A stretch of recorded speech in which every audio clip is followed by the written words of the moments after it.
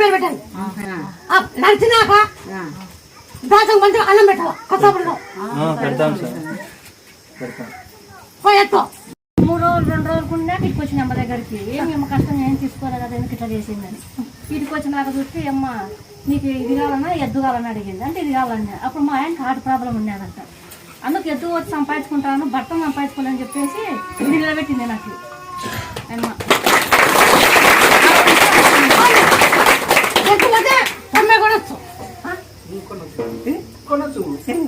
ఎద్దులు లెక్క డబ్బుంటే పడ్డారు. ఇది కూడా రాదు కదా, ఒకసారి కదా ప్రాణం ఇచ్చేది.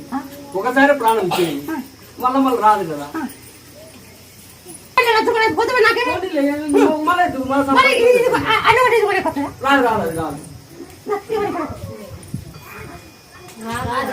ఎక్కడికి పోతామా అంతా నువ్వు చూసుకుంటావు, అంత నీ దయ.